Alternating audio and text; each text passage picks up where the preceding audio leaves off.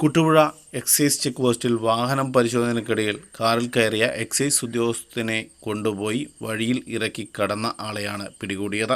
വാഹനം പരിശോധിക്കവേ ജീവനക്കാരെ തട്ടിയിട്ടാണ് നിർത്താതെ വാഹനം കടന്നുപോയത്. പ്രതിയായ ബേപ്പൂർ സ്വദേശി യാസർ അറഫാത്തിനെയാണ് എക്സൈസ് കമ്മീഷണർ സ്ക്വാഡും ഇരട്ടി പോലീസും സംയുക്തമായി നടത്തിയ അന്വേഷണത്തിൽ പിടികൂടിയത്. മലപ്പുറം ജില്ലയിൽ നിന്നാണ് ഇയാളെ കസ്റ്റഡിയിലെടുത്തത്. പ്രതി കടത്തിക്കൊണ്ടുവന്ന മയക്കുമരുന്നുകൾ കണ്ടെത്തുന്നതിനും കൂട്ടുപ്രതികളെ കണ്ടെത്തുന്നതിനും എക്സൈസ് അന്വേഷണം വ്യാപിപ്പിച്ചിട്ടുണ്ട്.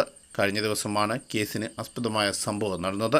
അന്വേഷണത്തിൽ എക്സൈസ് കമ്മീഷണർ സ്ക്വാഡ് അംഗങ്ങളായ Kuttupuzha excise check post inspector PK Muhammad Shafeeq, Kannur squad inspector T Shijumon, preventive officer K Pradeep Kumar, CEO-മാരായ സച്ചിൻ ദാസ്, നിതിൻ ചോമാരി എന്നിവരും ഇരട്ടി SI സനീഷ്, സീനിയർ CPO-മാരായ അനൂപ്, ഷിജോയ്, ഷൗക്കത്ത് അലി, നിജീഷ് എന്നിവരും ചേർന്നാണ് പിടികൂടിയത്. ന്യൂസ് ബ്യൂറോ, ഇരട്ടി.